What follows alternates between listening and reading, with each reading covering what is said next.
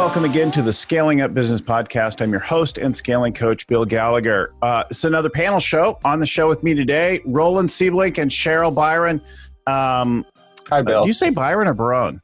Baron. Baron. It's French-Canadian. French-Canadian. Sorry. So they're both awesome, beautiful human beings and fantastic coaches that I've gotten to know more over the last few years. So I'll start with Roland because he's on my screen right there. So Roland's actually an award-winning tech startup CEO. He was a former client. So he and I worked together. He was like an internal coach at a very large company that I coached for a while. And then became a coach of his own because he's an all-around badass, really smart guy.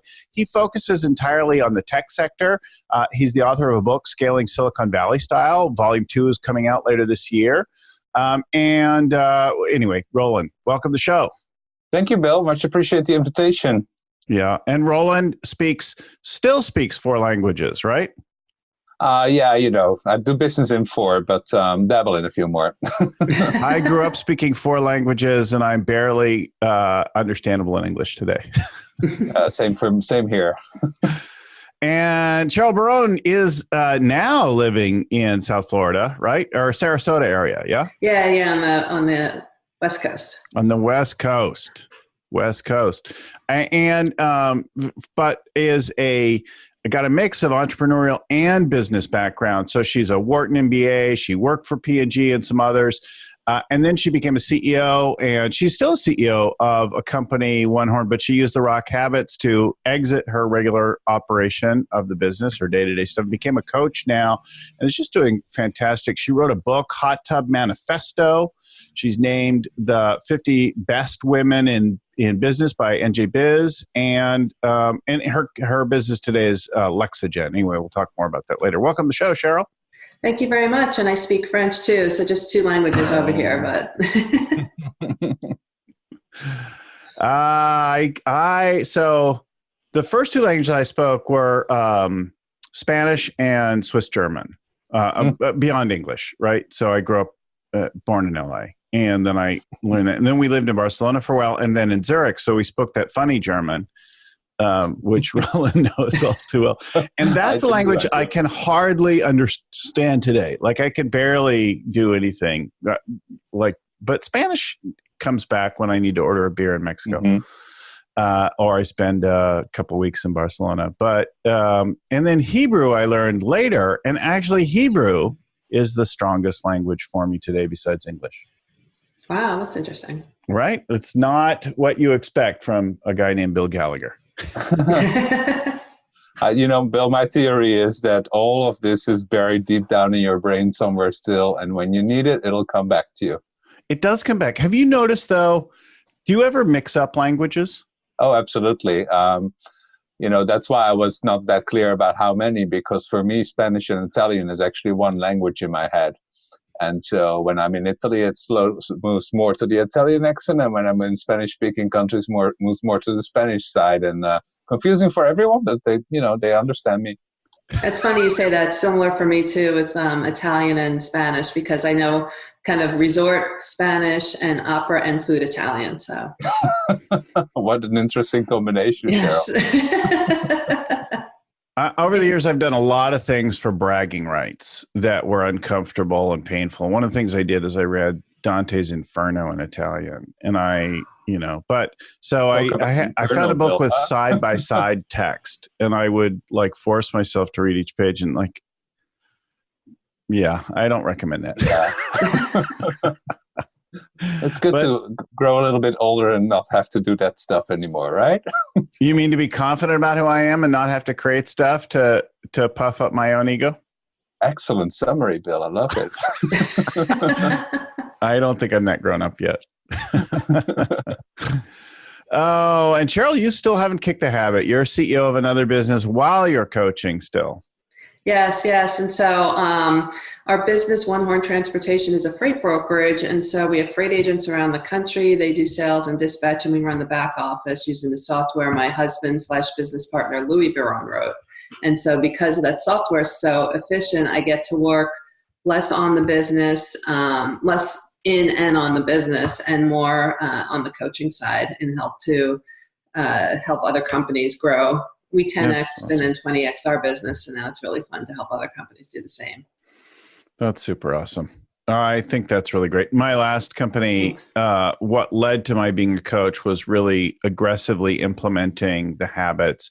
And the motivation for me was the fact that my kids were hitting an age where we said that we were going to travel more. And I just, like at that time, I couldn't get away for a whole week from the office, but I got really committed. And then we took a month off and went all around Italy with the kids. And I never went back.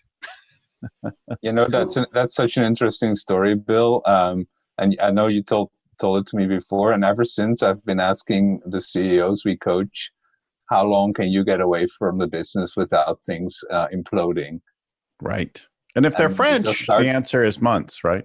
The answer in the beginning is maybe 5 minutes. So that is an amazing metric for them to start focusing on and say, okay, can we at least bring it up to an hour and then a day? And then maybe after half a year, they get to a week where they can take their first holiday in years.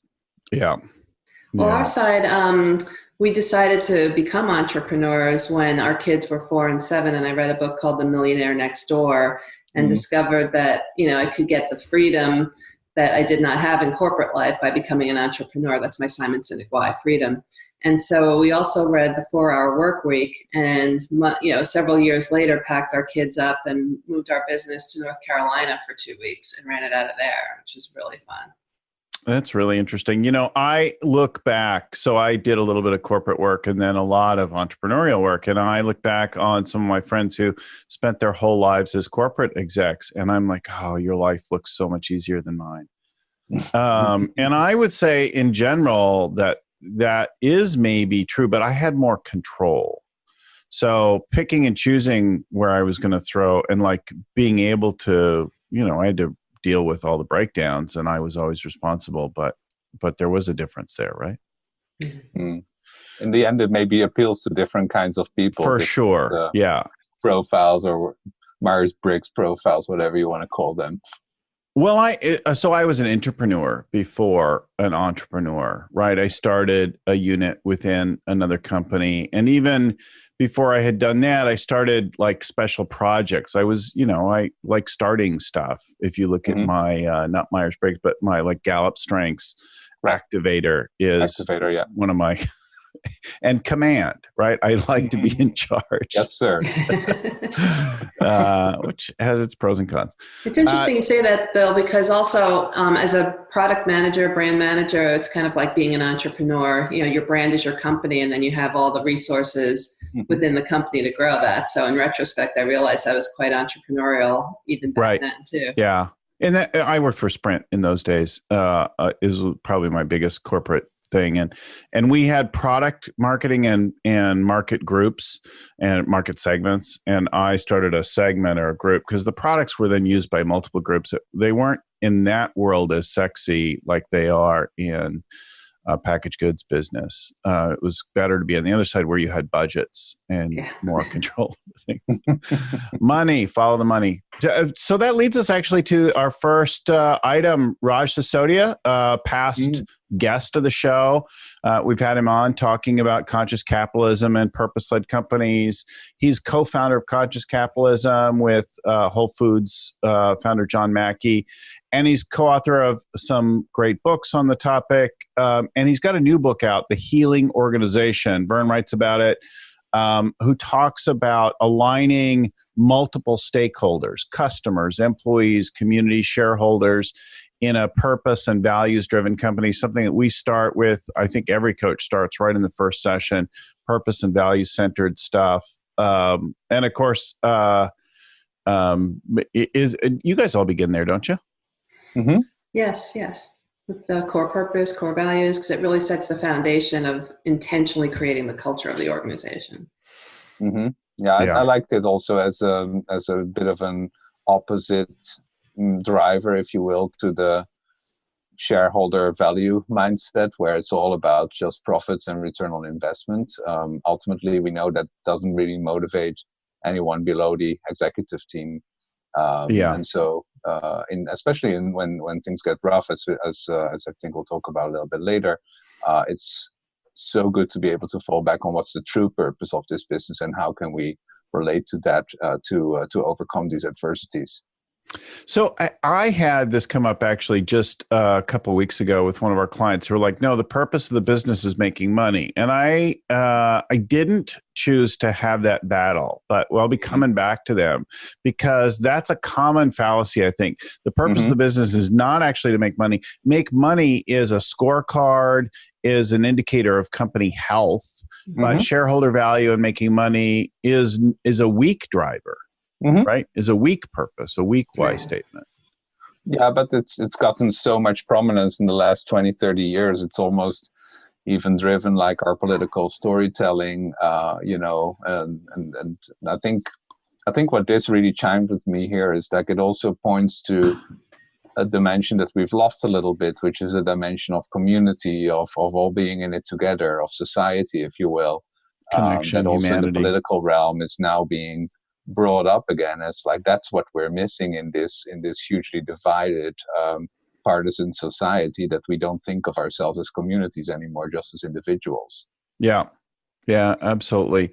Well, so the head of our coaching organization today, and a lovely human being, John Ratliff, was the CEO of Apple Tree Answers, and it's a case that we use a lot. And John didn't even like fully implement all of the Rock Habits as he's glad to admit. But you can tell when you spend a few minutes with John. I spent most of a week with him this summer at a CEO summer camp. We did a summer camp in the Poconos for CEOs and entrepreneurs, and it was super fun. But you could tell when you hang with John that having a beer and talking with friends is what he cares about. And John operates, so it's a call center business, right? And their turnover rate super, super high. And John, by shifting his attention to caring about people, the human beings, and not just in like a surface way, but in a way that they really got who they were, was able to turn their employee turnover to 18%, which was a whole different kind of thing than that. And then, of course, sell for $1 gajillion. Right. And John has a very nice, very fast airplane that he flies around. So tail number, that's the exit. Well, I have a couple of clients who say their purpose is, one is to help others succeed and grow. Yeah. And the other one who has a really good just belief is that they want to make sure that people become better by working with them. And so it's really all about the community within the organization and helping people develop as individuals and not just making money for the company. I also think there's it's related to how developed you are as an individual. I might use the word enlightened, but that sounds really over the top. Pretentious.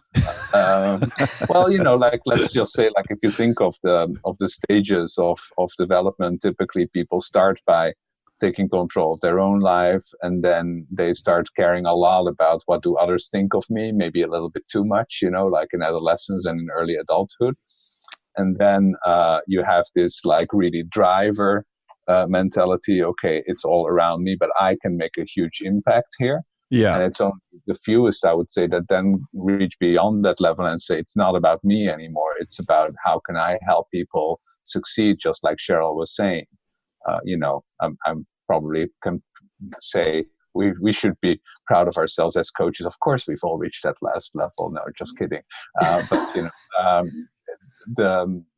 The mindset change that I also see in some of our CEOs, like, are they still really focused on what am I doing? How am I impacting everything versus now, how do I care about the people around me and how can I make their impact optimal? It is a huge shift for many people. I was thinking about that as we got ready for the show. The term conscious is one that's bandied about, and it can be pretty pretentious, right? But if we pull it apart And it also can be kind of nebulous in meaning for people. They add to it whatever intention and meaning. But so if you deconstruct it for a minute, so conscious. Well, what's the opposite of conscious is unconscious, unaware, right? And I think of the proposition there about caring for all the stakeholders. So if I just bring awareness of the needs of all of them and the balance where I and my company sit in relationship to all the people and stakeholders that we interact with. And then what you're speaking to, I think, is I'm aware of myself and my needs. Like I spent a lot of my career pretending like or acting like I didn't care if you liked me. Like that was a core thing. I would walk around like, oh, like you better respect me and, that kind of thing. And I midlife, I kind of had that insight that it was an act. And what I really did want, I want people to like me. I want people to think I'm cool and attractive, right? Like I want people to want to be my friends. And I really want that attention. And I know like when I give a talk or lead a session, like I want the praise afterwards. I want to hear that I did good and that people liked me. Like I really want that. I'm pretty straight about it. I think deep down we all do. Right. Yeah, but we act like we don't. Well, and that acting like we don't, I think is also there is a healthy root to that. Oh, I'm above all that. Right? Moving beyond that pure peer pressure mode that we're in our adolescence and early adulthood, where all that matters is what your friends think of you, right? Yes. I think it's healthy that we try to move beyond that, but probably in a first step, like you go very black and white and you're like, oh, I don't care whatsoever. And that's also unrealistic, I would say. So I think what you're pointing to is really cool, in that conscious capitalism, a conscious organization begins with a conscious leader. And a conscious leadership begins with self-awareness. Take a look in the mirror. Yeah. Definitely. Although that's usually not the way we would start coaching someone, right? I usually let people know in the sales process that they will have to change and evolve. And if they don't, our thing will fail. And that my experience is at least 1 in 5 of you will quit the process because it's uncomfortable. Yeah. I do have something similar, absolutely. And a big due diligence to see how coachable people really are. Yeah, I like to see how coachable they are. And it's a very good point, Roland. Also, if they're learners. And I find, like my best relationships are with clients where we're sharing back and forth ideas and reading books together and, that kind of thing. And so we're all growing together even too at times. And they like the openness and the fact that I'm a lifelong learner, but I like it about them too. And so, really getting them to share their learnings with me. I share my learning with them, but then they also share it down the organization. Yeah, and this is actually a great illustration of how, with a different mindset, you can appreciate that your client brings you a book you haven't read. Yes. Because we're all growing together, versus a coach who might be a little bit less sure of themselves might say, oh no, the client read a book before I read it. How's that possible? That's my job.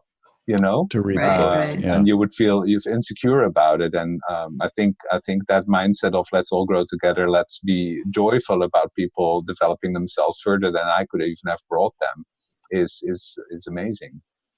Though I don't dig when a CEO like challenges me on stuff. And they're like, well, that's not what that said. Or if they want to debate or get into like a whole, I'm like, stop. I'm not trying to be right here. I shared something because it seemed relevant. Use it or don't. But I don't want to debate you.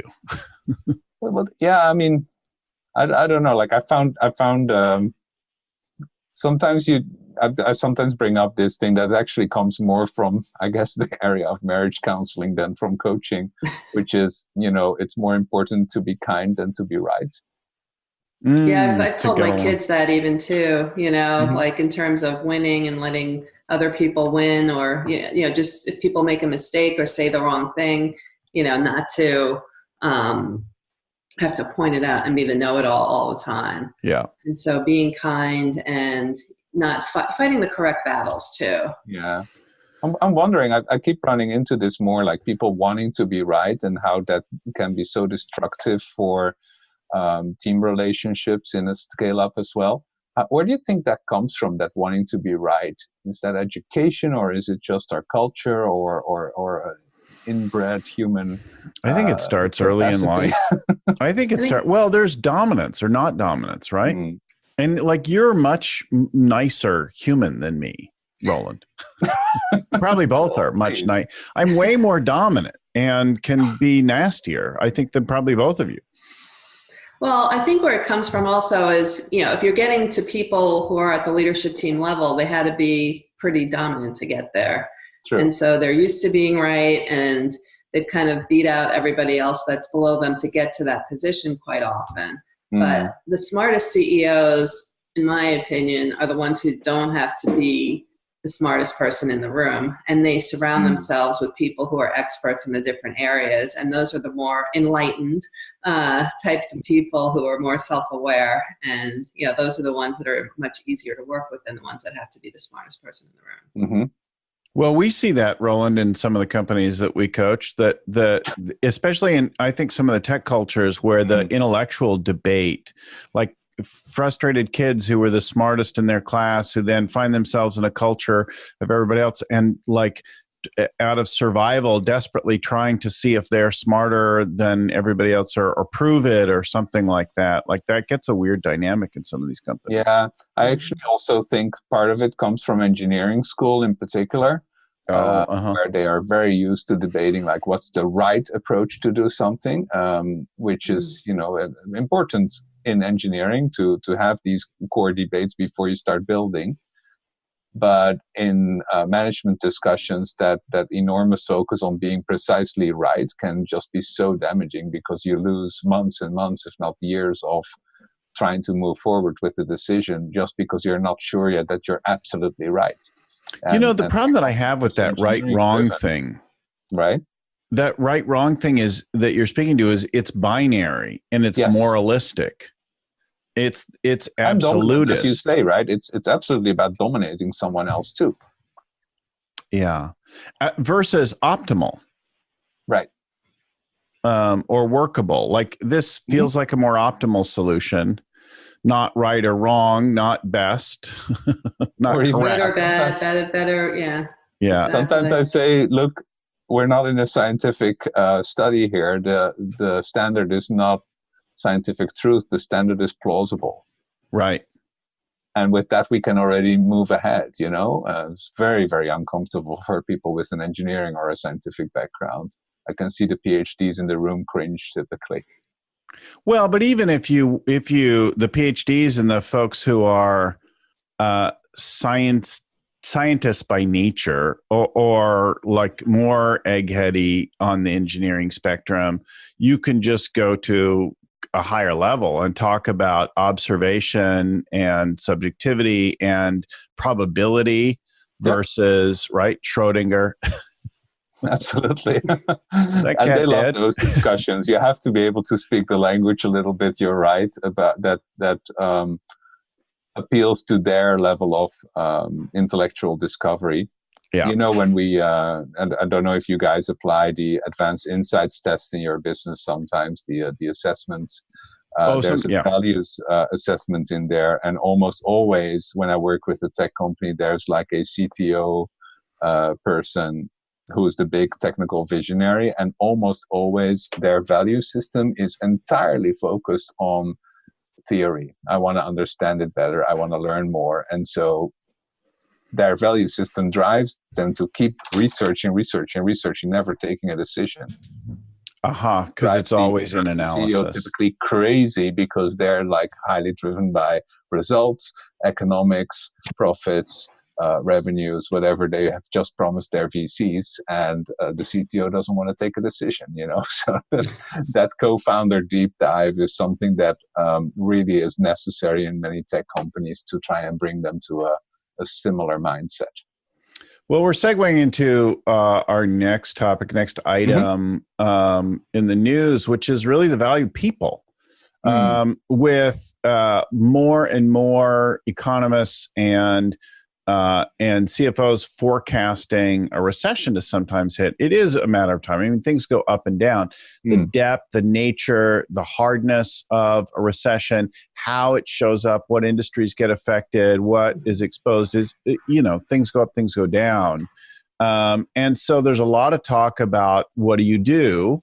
And do you clean house or do you not clean house? But in an article that Vern shares this week, or a couple weeks ago, actually, with Detroit-based DTE Energy, that what they did was go to their 10,000 employees and ask for help. Like lay it on the line and say, look, this is what we got. And we need your help to work more creatively, differently, to shift things up. And that company was able to create a substantial turnaround within a year, right? And I don't know if what your guys' experience has been with your own and with client companies in recessions, but it's a topic that's coming up more and more, right? Yeah, last time before the Great Recession and when it started happening, one of my clients actually went to their team because it was a small to medium-sized kind of business. It wasn't as large as that business, but they did not want to have to lay anybody off. And so they all agreed to take a certain amount of cut in salary for a certain period of time that they would ultimately get paid back when times got better.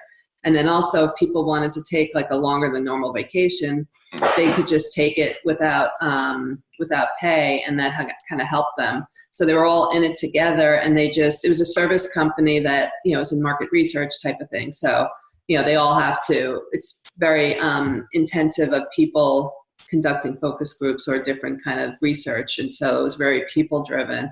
And it was a real team that came together and figured out how they could keep the company successful during and make it through the recession and keep everybody keep their jobs basically, but also the company healthy. Yeah. In Europe, that actually was something that was almost managed sometimes more at national level, especially in Germany by many of the trade unions when the financial crisis hit in 2008. And all of these companies were facing the prospects of layoffs, but trade unions and the employers' organizations often came up with that very same model that Cheryl just outlined. What if everyone has a slight pay cut and combination with fewer hours worked? But it's amazing how quickly that compounds to bringing the company back into profitability. People have a little bit more time to do some other stuff for a while, which is usually also a built-up demand that they've had for many years. Really? And then the big advantage was that all these people were still on the payroll when times started getting better, so you hadn't lost all that knowledge. And I know for a fact that between Boeing and Airbus, where Boeing really laid off a lot of people when the airline crisis hit, of course, Airbus kept a lot of these people on the payroll with about maybe 20% less work for a while. But as the market started improving, guess what? Who was selling the most airplanes and had the best knowledge, right? It's very hard to then rehire someone you've just laid off a year or two ago, if not impossible.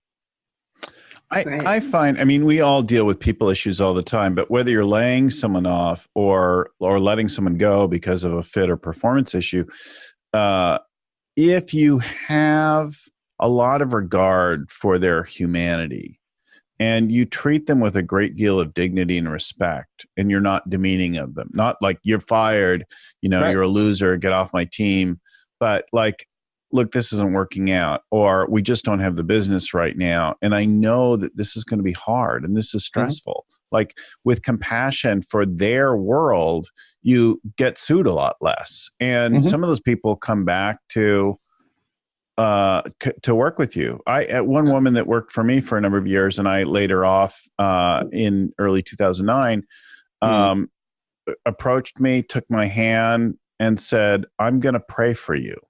And if you need me to come and work at night for free to help you get back on your feet, like I will help you. Oh, That's Wow. powerful. That's such a beautiful human being. Now, that wasn't the only one, but the understanding, the partnership of people, even the people, like in that time, I laid some people off. I asked other people to take some unpaid time. I asked people to take cuts, but I took the biggest cut, right? Mm-hmm. I went without pay. But my landlord gave us huge concessions. Business partners, suppliers gave us terms and things back. But because we were honest, we were humble. Like we said, look, we don't know what's going to happen. And that last business was highly recession sensitive. So every time things went up and down, we would feel it like very hard. But we came sailing back out of that because we treated people with dignity and respect. And then we took all that savings and we focused on what was relevant in innovation. And in particular, we used the SWT, the sweat tool that we have today, right? So we looked at what are we actually good at and bad at, and like at our core, and what's happening in the world, right? Where are things going? And those little indicators, not just from our industry, there were definitely some there, but it globally gave us insights into what products to focus on. And because we were small and nimble, like we introduced stuff that quickly became top sellers. Yeah, I love that, especially that you highlighted that your landlord and the stakeholders were flexible in their terms, because that really connected back to me to the previous topic about the healing organization, being aware of all your stakeholders. It sounds like if you took care of all of them in the past, now they take care of you.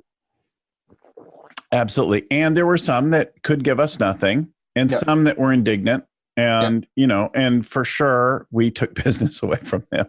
Right. You were a jerk. Then right? We're like, fine, I'm going to shift it over to that guy. I mean, people did beautiful things with us that I will never forget. And it gave me a lot of faith in humanity, right? In that phase. I saw the other thing, if I may, Bill, what struck me when you said like we were starting to focus on what we were really good at and where we saw potential for innovation. In the tech world, it's typically not so much driven by the overall economy, but more by, okay, our next round is not coming through. So now we have to make pretty radical cuts. And my experience has been, as soon as you do a layoff, that business is going to have a really hard time getting back on its feet. There's no such thing as tech turnarounds typically. So what happens much better is when they indeed go in that route and say, what are we really good at? How can we focus on that? And, in terms of the money, of course, they do need to make cuts. But typically what happens in a better way, I think, is if they can make some of the compensation more variable. So along the lines of what Cheryl said, let's start with a lower base and maybe you get it back over time when times improve, or even have more people get part of the success, but a lower base in terms of what are we actually conquering in the marketplace? Is all the stuff that we're doing actually helping us sell? Is it helping us keep clients? And so not so much individual targets, but team and even company targets about everyone gets back more of their pay when we are doing well and even beyond what we would used to earn. Well, one of the favorite stories of Pandora founder was early on they ran out of money. But people were so committed to this idea of the music genome and creating these services that helped you discover and enjoy music that they worked then for free for, I forget the details now, but I want to say it was a couple of years. And so his core team was working for free. And then he got in a bunch of money. And so but people didn't know that they got this big round. And so they gathered people in the room and had a meeting and they handed them all checks with all their back pay. Like, he's like, that was the most enjoyable moment of my life. He's like, yeah, I now have a lot of money and that changes quite a few things in life. It does make a real difference. He said, but that's the satisfying thing when I was able to make those people right, Absolutely. We can go back for a moment. I mean, Bill, you mentioned about, taking the sweat tool and looking at your strengths and your weaknesses. And then Roland, also, I think you mentioned something in that direction. Right before the last recession with our company, our transportation company, we made our first pivot from being a trucking company to being a brokerage by taking a look at what our strengths were. And our strengths were more back office business running strengths versus having trucks and being able to run out there and repair them if necessary and that kind of thing. And so we sold off all our equipment right before the Great Recession happened and pivoted to a brokerage model where we ended up just hiring carriers, trucking companies to pull our loads only when we had loads. So it was a variable cost model versus a fixed cost model. And that was something that helped us to then really change the direction and the growth of the company because we were able to then outsource a lot of things and be able to make sure that we were profitable through the recession time. And then moving forward, consider that business model to then get that hockey stick kind of growth in the future with another pivot later on. You were an early version of an Uber-like platform, Cheryl, it sounds like.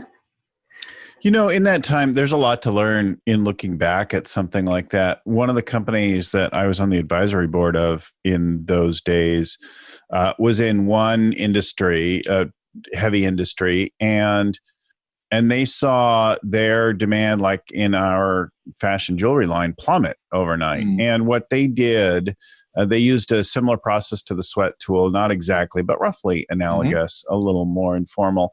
And they capped their costs. They controlled their costs really, really rapidly. And they realized that business would eventually come back, but it wasn't going to be, so they had to weather that transition. And then they pivoted to a whole other related industry, leveraging their core business capabilities and funding and things like that to move into a really different but complementary kind of business that they knew would also only last for a little while. Right. And they made all kinds of money in that time frame because they looked at what's happening in the world, right? What is going on and what piece of it could we take advantage of right now? Where could we create value for people, right? And that's kind of like that curve ahead, the David Power thing where, we keep looking for where the next curve is going to be for your growth and where the pivot's going to be. And the trend part of that is especially important. So here's the thing that I like to tell folks is that after the recession hits, we're going to want to update the sweat tool. We're going to want to do at least a session or two where we deep dive on that. But there's not a lot of point in doing it now because the flavor of it, right? The where and how it hits is not going to be known until. Right. That's true. So the planning to do now is to create some scenarios for significant expense cuts. What could you do to trim your costs or to improve the cash position now is even better still. Right. Can you get cash? Because if you have cash or access to cash when the economy tanks, you can go on a buying spree. You can buy up competitors and equipment and lines of business and things like that. John Ratliff did that and has talked about that. So they used bank financing, bank debt, essentially an acquisition line of credit. So what a line of credit is normally for operating a stable business, they were instead using it to do acquisitions. And in 2009 and beyond, their bank came to them and said, you guys are awesome. And we want to give you a line. We want you to buy more companies faster. And they went and they did quite a bit of their scaling in that time period, which is just genius, right? To think about if you could scale with bank debt with confidence, right? The reason you wouldn't do that is because you're going into some unknown business, but they were essentially buying other call centers, applying their practices to them, bringing them into the fold of their way of operating, their culture, their values, and their people practices, and changing the results pretty rapidly, right? It's also a very, very known model in the commodities industry, which also always has huge swings based on the economic cycle, and where the strategy is all about how do we keep our cash dry until the next recession hits, and then we can easily consolidate and buy up all these distressed assets, right? That's why I think scenario planning really, really became big in a company like Shell. So if you're listening right now, for our listeners, right, and all of our client CEOs, the thing that you want to do is make sure that you're not highly leveraged in the next bit. Like, get some room to breathe, get some cash freed up, be ready, because there will be opportunities there for acqui-hire, growth, that kind of thing. Right? If I may, Bill, to add to that, be careful with the projects that you invest in now, because the return on investment on something that may be there next year, if a recession hits, may be far bigger than the risky project that you think you need to invest in now, because you need to keep driving your growth. Right. And the other area is also zero-based budgeting. I mean, apparently there's an industry where private equity was trying to get in and buy a large corporation, and they thought there was a lot of fat in those budgets. And so now a lot of the other competitors as well have gone to zero-based budgeting. Mm-hmm. Yeah, it's interesting. This this is the thing to do to get ready. Know what the move is after, and get ready now by making sure that you're not being really wasteful. In an up market, as things have been growing, it's easy to have a lot of wasteful expenditures and that kind of thing. So look at your subscriptions, look at where things have creeped up, look at all of that all those growing expenses, and figure out how to trim that back now. Pare down your inventories, get rid of underperforming equipment and things like that. Right. And that could go with the theme, like a quarterly theme for a company.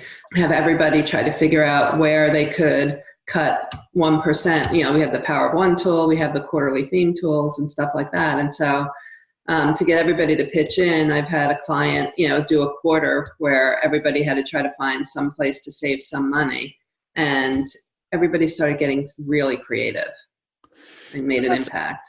That's interesting. One other story, if I may, Bill, comes actually from the media industry in London in particular, but I think New York adopted the model as well, where also famously very, very sensitive to the economic cycle, right? The advertising cycle. And so they've basically made it a habit to pay people very, very little, but give them lavish expense accounts. And so all these, 20-somethings that join an advertising agency or a newspaper or whatever online project there is these days, basically are proud to be able to take their friends to lunch. That's even encouraged, because that's how they get more stories, right? More business. They can go drinking all the time. They can even expense trips that are partially business, partially private, and all that stuff. But when the recession hits, it's so much easier to make a big fuss about expense accounts having gone out of hand. Okay, we need to cut everything down with 90%. Easy, right? Yeah. That makes a lot of sense, Roland. Versus the salaries, you cannot even touch 5%, right? So they've really been adapting to the economic cycle that way. Very low base salaries, very lavish expense accounts, because those you can control much more. That's a really good, I think about this whole thing. So I have a buddy right now who, by the time this airs, is probably sailing back into San Francisco. And he's been out sailing around the world. We did a show with Randall Reeves some months ago when he was down in the Southern Ocean sailing around Antarctica.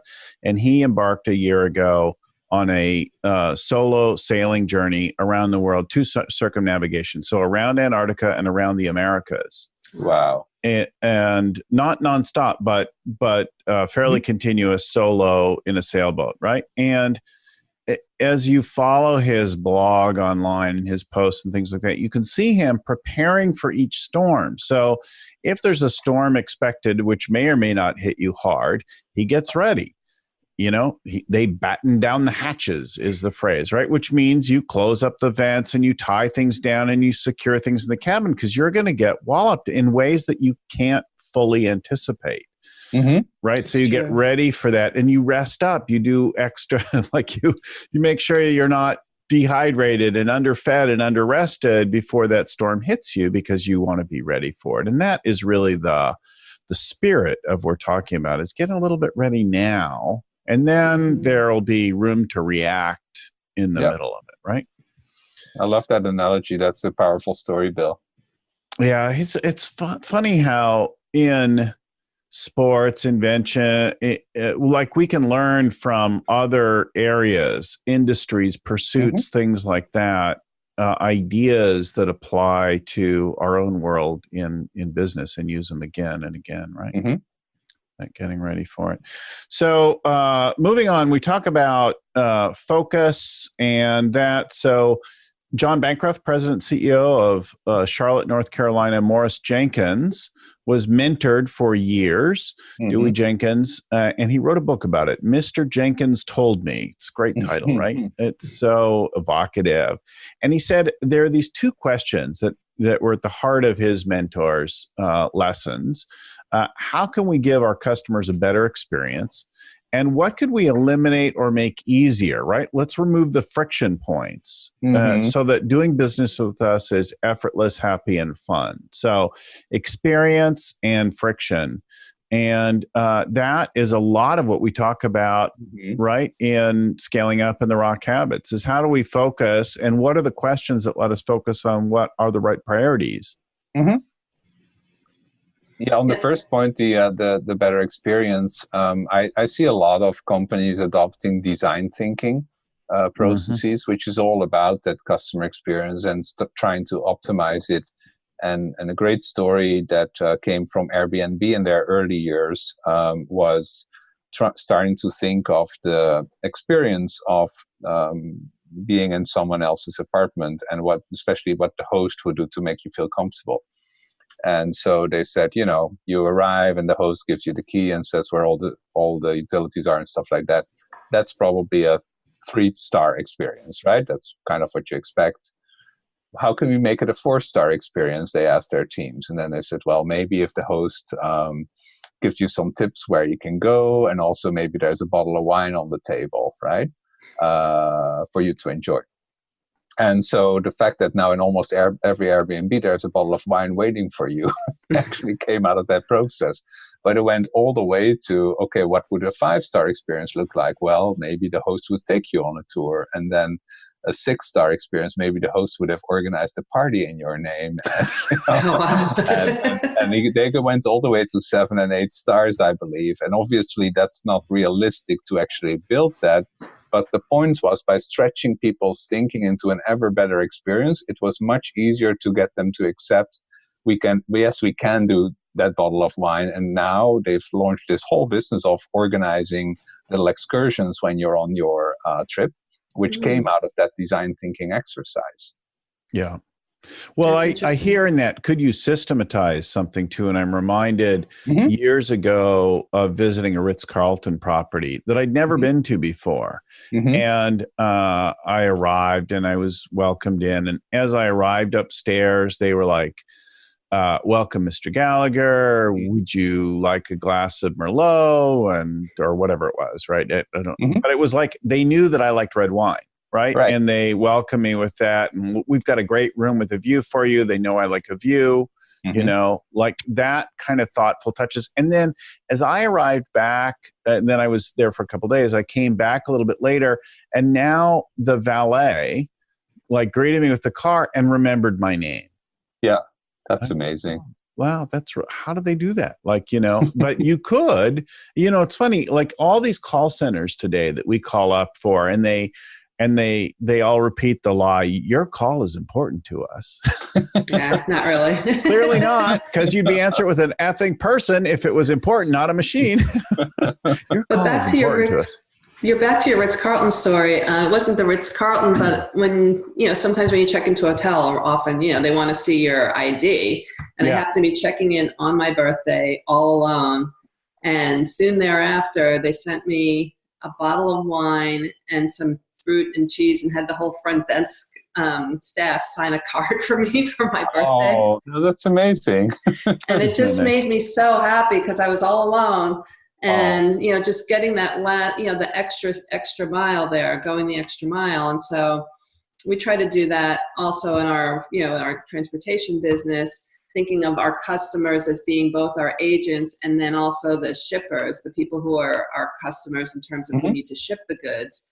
And so being able to make doing business with us easy so that the customers can have freedom. My Simon Sinek why, like I said earlier, was freedom. The customers have freedom to not have to worry about the loads, but they can just do all the other work that they need to do. But then the agents also have the freedom to live the life of their dreams by being able to work from anywhere. And so trying to have that agent experience be so seamless that they can book their loads from the soccer field or from their phones, from the beach, and move like we moved to North Carolina for 2 weeks. And so really trying to make that experience wonderful. And then the agents then turn around and do the same thing for their customers, and then the carriers, who are the trucking companies that they hire to do the loads. And so all this customer experience thing and making it easy is definitely something that helps to build. And also it goes back to that whole thing about the stakeholders too, and making sure all your stakeholders are satisfied when working with you. In the Rockefeller Habits, there's 2 pieces of input we're looking for regularly, right? Mm-hmm. Customer input and employee input. And while most companies have a little bit of customer input, a little bit of employee input, it's usually ad hoc and accidental. Mm-hmm. And it's rarely systematic. And so we end up focusing on the noisy people. Mm-hmm. And not necessarily the most valuable people or the most important. And yet one of my favorite speakers ever at a conference was a former ER doc who used to talk around. And he said, the thing I learned from being a doctor in an emergency room is that the noisiest one is not the one you need to pay attention to. The noisy one has good vitals. Now they're in pain. And they're noisy, but they clearly have okay vitals. It's the person dying quietly in the corner that you need to be worried about, whose blood pressure is dropping, whose respiration is challenged, right? Mm-hmm. They can't make a lot of noise. That's right. Yeah. That's an interesting analogy. It's really interesting. Time and again, we come into companies and all their time is being sucked up with noisy people that might include customers and employees who are important and critical, but very often ones who are sort of lower tier, who maybe they shouldn't even be focused on that much. And if you'll just figure out a way to prioritize the piece that really counts and get systematic or holistic, like get a whole view of all customers, all clients, and in particular the most valuable, profitable ones, you might find you pick different priorities, right? Yeah, and then sometimes the ones that are really important but you don't hear from, they could have some kind of dissatisfaction and then just leave and you won't even know why. And so if you don't have that communication back and forth, we learned that a hard lesson once where someone kind of an interloper came and dealt with one of our customers in a different way, who liked to communicate in a different way, but she never told us that. And so she started giving the business to the other people, but by talking to her, I was the person that's the one who reaches out to talk to people, and learning kind of how her communication, she preferred it that way, kind of helped give us a wake-up call that we needed to really ask everybody, because when you're not hearing from somebody, they could be unhappy and not telling you, or they could be happy, and you need to really figure that out. It reminds me of how important it is to do that A-player analysis or team gauge or whatever you want to call it on a regular basis, because very often the loudest complainers are not actually people who we would consider A-players. It's often an indicator of people not quite being aligned with the values of the company. Yes. And 2 more thoughts on that. First, for me, it really links back to what we discussed before in your Ritz-Carlton story, which is amazing, Bill. But imagine trying to have employees take that care of their customers when you don't take care of employees. It's impossible, right? Yeah, they need to feel you have that same caring for them before they're ready to go that extra mile. And second, actually, I've had 1 or 2 experiments where we actually did an A-player type analysis for customers, not for employees, where we said actually which customer is the most aligned with our actual brand promise, what we promise, and is the loud one just complaining because really they want a different brand promise, and might we be better off at referring them to a competitor? That's a really good point. I mean, I've never done that analysis, but we have fired customers in the past that did not live up to our core values and treated our employees really badly and were very high maintenance and low profit. And that didn't align with our business. But I like what you said, Roland, about doing the ABC talent assessment on customers. That's a really great idea. Actually, your high maintenance, low profit matrix is actually one, Cheryl, that I've heard hotels really apply internally. You're in a bucket when you arrive. And so, Bill and you probably both were in the low maintenance and high profit bucket if they went the extra mile for you. Because it's like with a bank. If you feel like your bank wants you to leave, they probably do. And hotels definitely also have a bucket for that where they try to get rid of those customers that are very high maintenance and very low profits. They will not try to get your loyalty.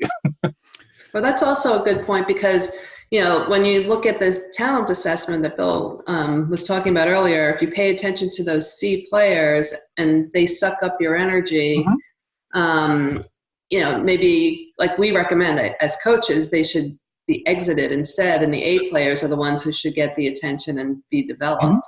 And so that kind of goes along with that too. It's all coming together in this conversation nicely.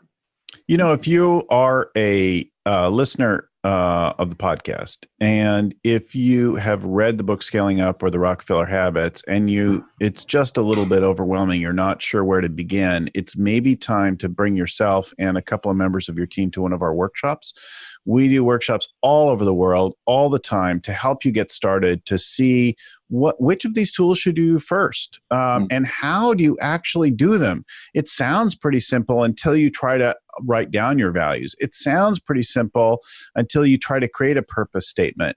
How and what do you do and what? We get you started in our Scaling Up workshop. Cheryl, you've got one coming up, don't you?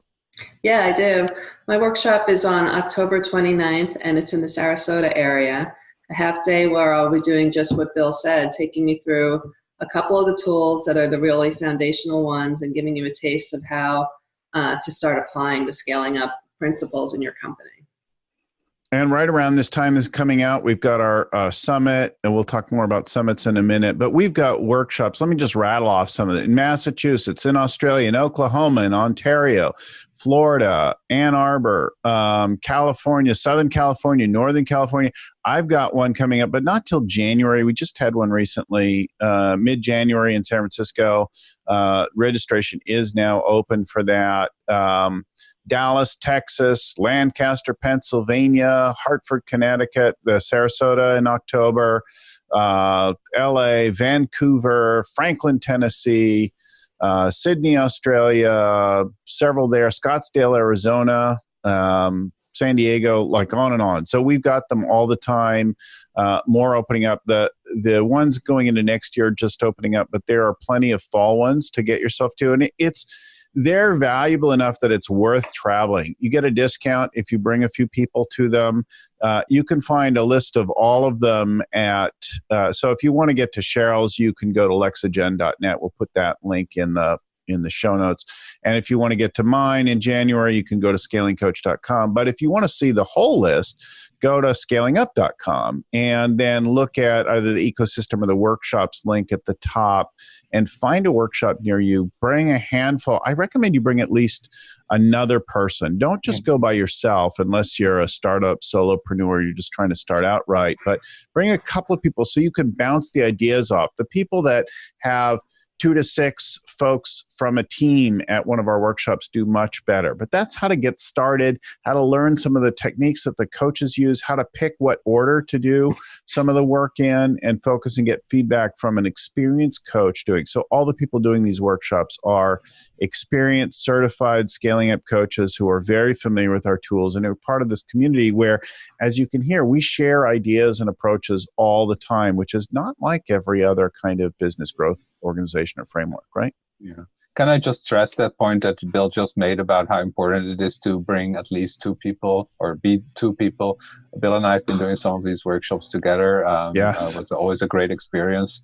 And the ones that come by themselves, yes, they learn a lot and it's an opening of their mind, but then you see them come back 3 months later with 2 or 3 people And in the meanwhile, they haven't made much progress, because then the burden is all on you on trying to explain everything.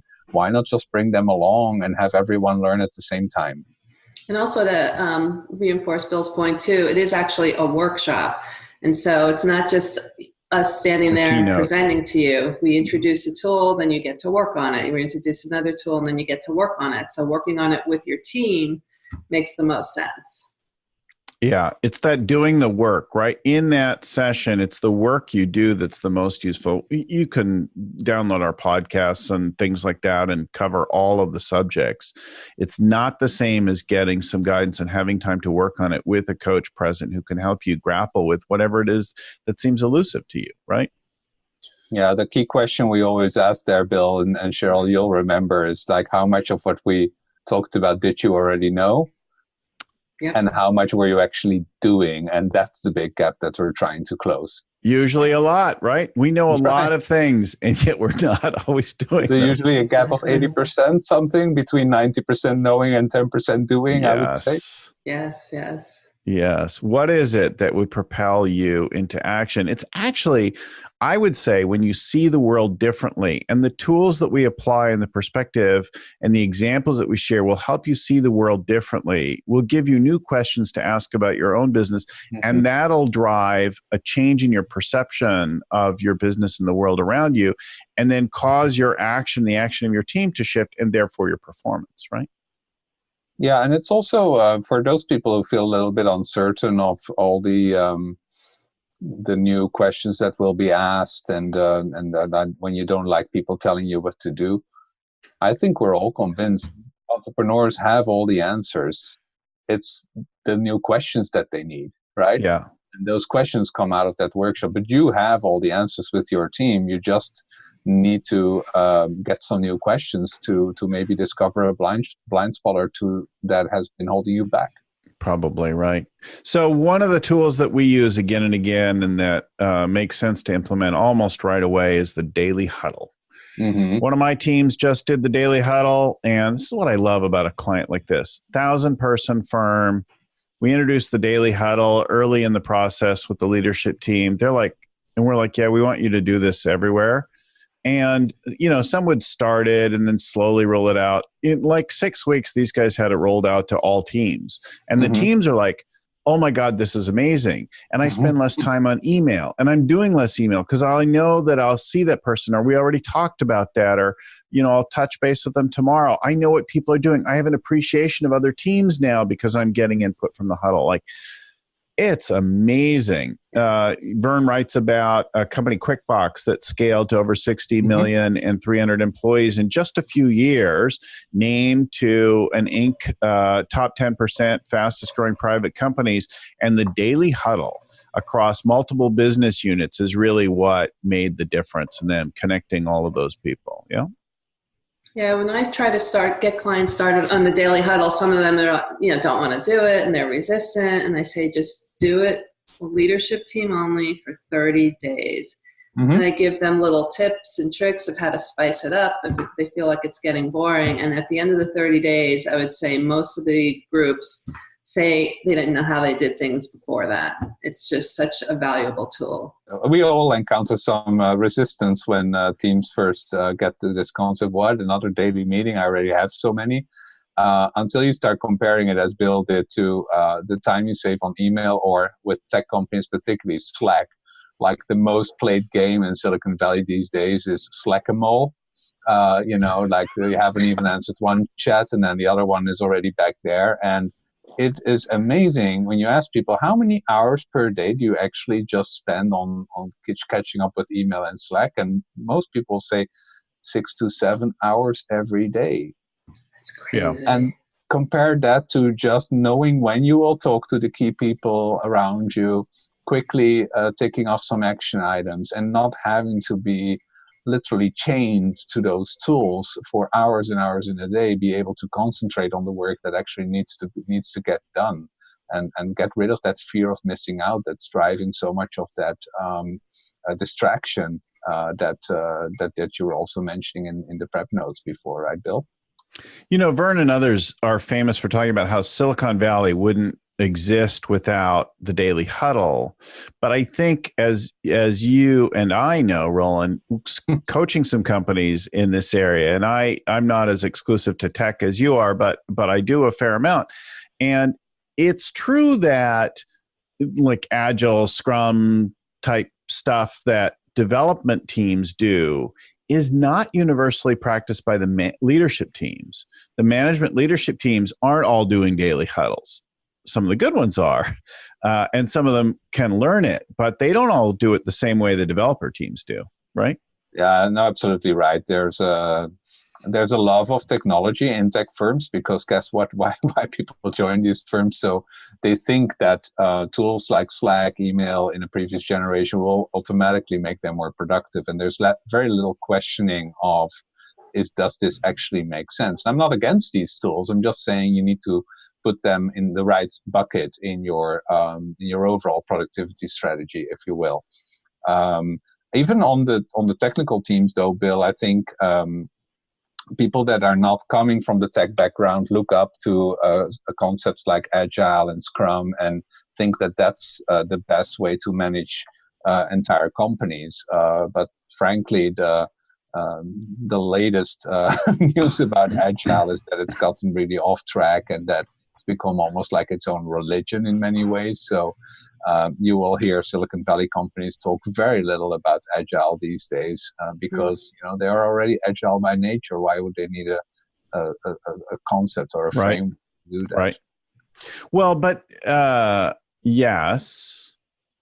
And I totally agree that they get lost in the jargon. It becomes like a religion, right? And the same thing true, like some of the ideas about self-organizing teams and stuff that we get from holacracy, which we're hearing very little about today, are interesting, but they get so lost in a minutia of jargon and rigid application of principles that they lose sometimes the point of the whole thing. Yeah, and I think that's actually orthodoxy. Also often driven by, people who get excited, they study it, they typically become consultants in that field, and now they are the person with the hammer who sees everything look like a nail, right? And so it's the Agile coaches and consultants are typical examples of that. Not to say that Agile is bad, and especially if you go back to early principles, I think it's great organizing principles, both for development teams and broader business teams. But this over-specialization and becoming almost like a priesthood of a religion is completely over the top. And so I think especially if you're in a growing business and you do realize you need some expertise, it's often important to not try to hire specialists that only know one thing very well and think that that's going to solve your entire problem. What you need is often more generalist approaches, people that can talk through sales issues, through people issues, through execution issues, through finance issues, all in the same person. They may not be the best specialists at every one of those topics, but what they can help you understand is the holistic vision behind it, which is what you as a general manager should have the best grip on. And then afterwards, you can always find specialists that can help you execute certain parts of those blind spots better.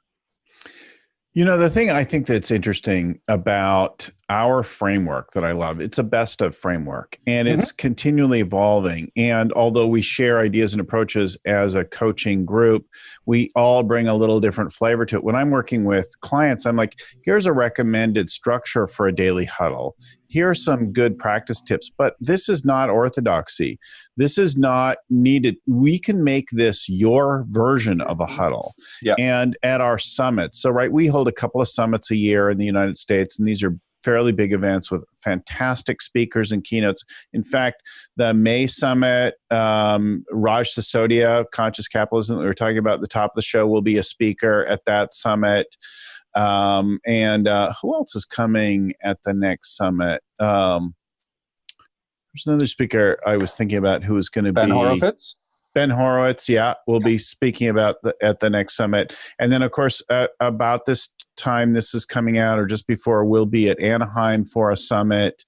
For some reason, I don't know when this actually airs, but or is released. But if you can get yourself to Anaheim, it's fantastic. Those hotel rooms are about cut off now as we're recording.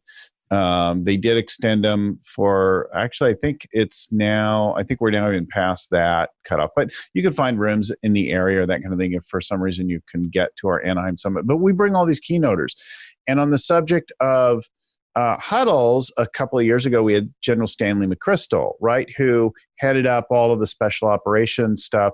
And he talked about altering the tempo and productivity of special ops in our recent conflicts and how they were just really losing against the terrorist and other sort of agitative forces until they implemented the daily huddle. Now, their version of a daily huddle was like 2,000 people.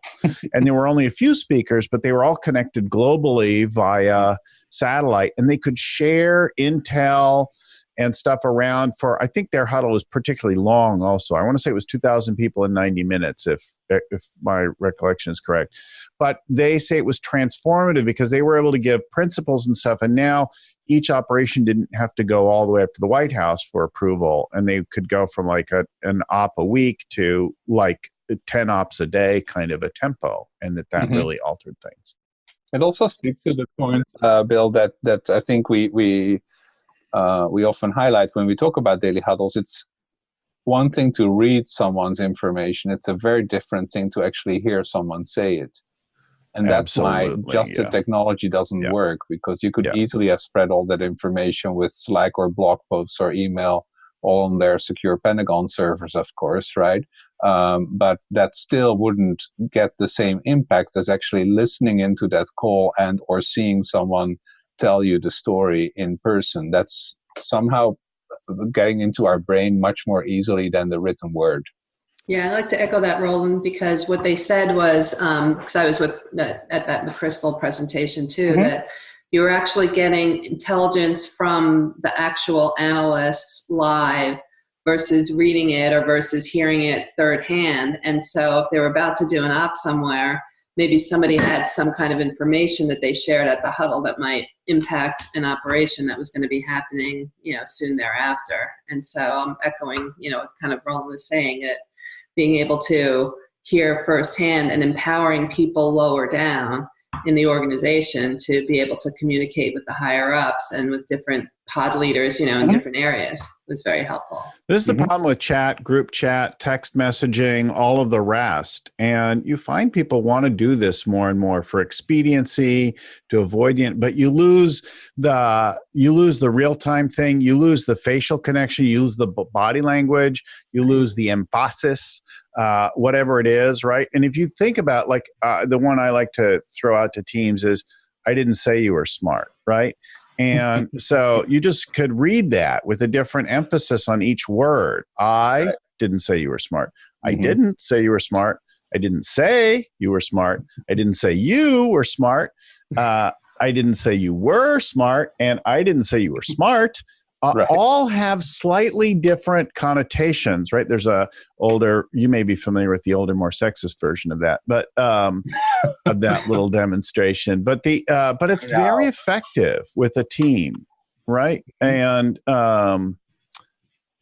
it really highlights the gap in it. And I think it's important people get in there. But I have clients all the time who invite me to join their Slack channel. I'm like, I'm not joining your damn Slack channel. Like, way too much. I'd like to talk to you about once a month or when you have a crisis, not minute by minute. I'm not sure you should. I don't have that luxury working with tech companies. I do have to be on their Slack channels, of course, but draw the line. I typically only do one specific Slack channel for the implementation of scaling up, and that's the one I need to follow. Yeah, that could be okay. And the other thing, I draw a blank. Keep going. So summits, workshops, get to one of our summits, really valuable. If you're working with a coach, then select the coach. You'll get a coach discount if they have one available. If you're working with one, or if you're just fond of one of us, select one of us as a coach. Then you can sit next to us at the summit and chat with us and get to know us. So we're happy to do that, even if you don't yet have a coach. I was just going to echo that also, Bill. When we're at the summits and we're with a couple of people from an organization, then, after a keynote like McChrystal, I went back with one of my clients and we did a team of teams type of thing, which was his talk. So you get a common language. And if you bring your team, like Bill was saying earlier, to, for the workshops, you bring a team of people to the summit, then instead of the leader having to go back and say, oh, I learned all these things, the team can actually talk about it right away at the summit and figure out what they want to apply. And, we say the difference, I think Roland was saying it at the end of the workshops too, what you learn and what you apply, that makes the application come a lot more quickly. Yeah, it's a huge momentum driver when you bring a team, even if it's just 2-3 key decision makers that will bring the rest of the team along. If the 2-3 people agree, that's already a huge momentum driver. People joining individually learn a lot, but then they have this entire burden on them to try and bring the learning back into the office, and that just gets lost in the day-to-day whirlwind. Right. If you can't get to one of our summits, or you, because the dates don't work, the location doesn't work, or you just want to add learning to it, of course, we have the Growth Institute. All of our online learning, online courses, short and long, are available at growthinstitute.com. They have a Master Business Dynamics program, which is like an MBA, but for scaling organizations online. And they package together all the key things that you'd want to do to get that. Of course, we have a Scaling Up Master Business course there, the Exponential Organizations Master course, and a class in top grading, so that you can learn the things that we do to get the people side of things right. So all of that, growthinstitute.com, the summits and the workshops at Scaling Up. I want to talk broadly for a minute about our attention. Managing our attention. So there's the vision aspect of it. There's the actual metrics and the dashboards that tells us how we're doing. And then there's a vision of where we're going, right? With the whole thing. We see time and again people developing dashboards that work really well. And I found now that it's a few too many things, but on scaleups.com, Coach Doug Wick, who's been a panelist with us before, talks about dashboarding, using a dashboard to save his own life. As he battled cancer, he tracked his actions and things like that to work his plan to survive and thrive. It's a powerful story. Yeah, really, right? But what are you going to put your attention on? How are you doing? What's going on? What are the metrics, and how do you keep them alive and visible? Of course, we have a tool that we provide. And some of our clients will use online, like they'll use what's the shared worksheet thing? So they'll use Google Docs, but they'll also use, is it Google Sheets? Google Sheets, yeah. And then there's another one out there, a spreadsheet thing I forget that I had. And then I've had people build stuff in Asana and other tools. But the main that we have now today, there's a scale-up branded version that's just being launched now. Align Today is the official tool and part of that. So if you want to do Align Today and see that, you can go open a Sandbox account there and get a trial of it and do all that. We'll put a link to that in the show notes as well for Align Today. But it's really powerful to get some system where we can see how everybody's doing together on one platform. Mm-hmm. Do you have folks all or some using an online platform of some kind? Most of my clients use an online platform. There's one that insists on doing everything in Google Sheets, but the extra time they spend on trying to mimic all they need to track, I keep challenging them on it. Some people just want everything in their own control, right? So yeah. I was going to say, most of them prefer the online because then they can also have it on their mobile devices too.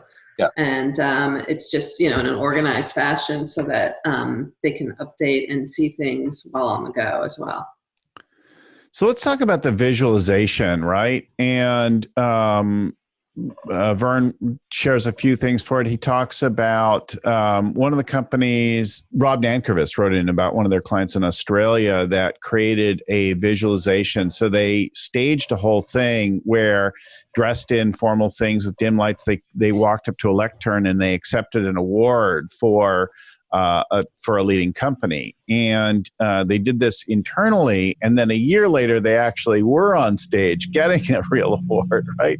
They created that picture. We've done several shows on painted picture, vivid vision type techniques to create a real picture. What does it look? What does success really look like? What is it that you're aiming for? You want to create a really rich and vivid picture for your clients. Vern also shares about Bianca Andreescu beating Serena Williams, and that she created, she wrote herself a huge $3.25 million check when she was 15, and she kept updating that every year. And then eventually she received a $3.85 million check. And that visualization, right? Write the check, think about it, imagine it, create. But if you're a leader, you want to create that picture for the employees, paint a real picture for it and allow themselves to see themselves in it as well.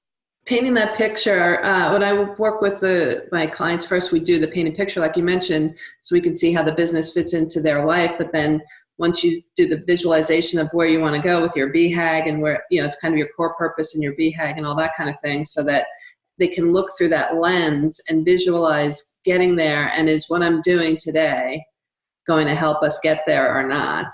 And getting that line of sight is something that a lot of people in the lower levels of the organization find being able to visualize, getting to that BHAG and being able to really achieve that and tying their day-to-day to that really helps them out. Yeah, we did often when I meet with clients for their quarterly session, we will have a dinner the night before, which I think I learned from you, Bill. Actually, that was a great technique. I love doing that. Not everybody's open to that, but no, I know. I found the same. But I love it too. Dinner before. It's better than the night after the workshop, I find, because then people are really tired and they just want to get home, as understood.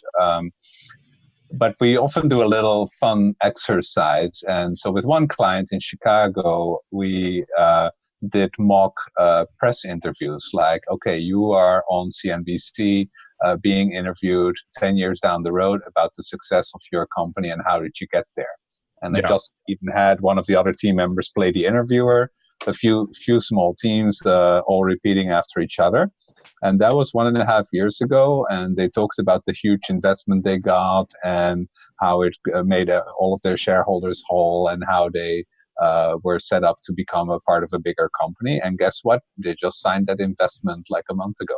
That's fantastic. One of the things that I do personally and in the business is I will, after I sort of describe it, I'll create a visualization of it, like a vision board, and I'll go grab images off Google and I'll put them on like a page layout or a slide template, and I'll arrange this visualization of what I want myself and my business to look like at the end of the year. And I notice, and then I'll just post it around. By the end of the year, most of that stuff has happened. Yeah. Not always all of it, and not in the exact way. And sometimes I miss some key things, but a ton of it has happened by creating a really rich picture of what it looks like. And I can see sometimes if it's too much or too little, what the right balance is for me. Right. And then even personally, you can do that on a day-to-day basis. When I'm about to meet with the client for a whole day, or if I'm meeting with a prospective client, or just anything that I'm doing in the morning, I'll just visualize how it's going to go and how wonderful it's going to go. And then I find that it changes my energy. And so when I come in, then I'm really received well by the clients. I visualize positivity and openness and a successful outcome. And then it just comes together so nicely if you start your day off that way.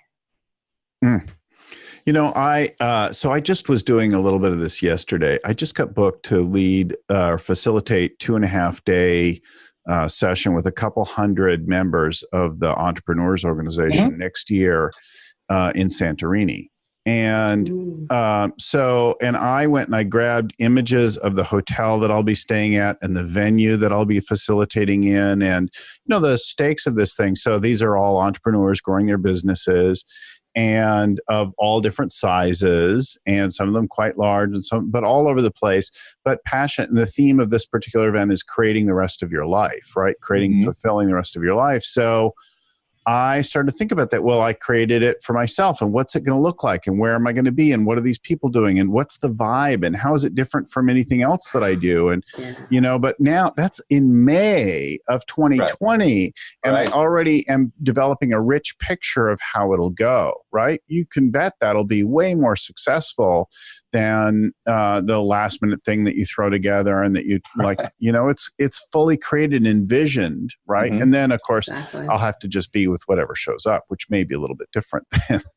Of course.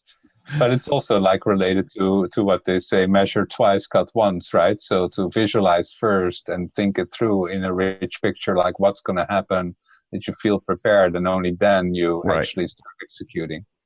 Then all that stuff, and then the specifics and the metrics goes into your one-page plan, your vision summary, your dashboard system, and we start to track on the fulfillment of it and make adjustments to our approaches over time with the team using the daily huddles, the weekly meetings, and the other kinds of things that we do, right? Yeah. And I want to highlight too that some people feel like that process and that structure doesn't feel like a growth company, but I would say the most successful growth companies are able to balance this like empowerment, freedom, action orientation with enough of a process, but just enough, not too much structure either, so that they can put that energy to good use. And so all of that initiative, all of these new ideas can actually come to much better fruition if you then prioritize as a team, really put the resources behind it where they are needed, and not be distracted by 100 different new squirrels that you see every day. That's a great point, Roland, because I was with somebody who said, now that we know what our vision is, we could have had 86 ideas, but we're not going to execute on any but 2 of them because it doesn't fit into getting us where we want to be. The other ones are good ideas, but they're not the ideas that are going to get us where we want to get to.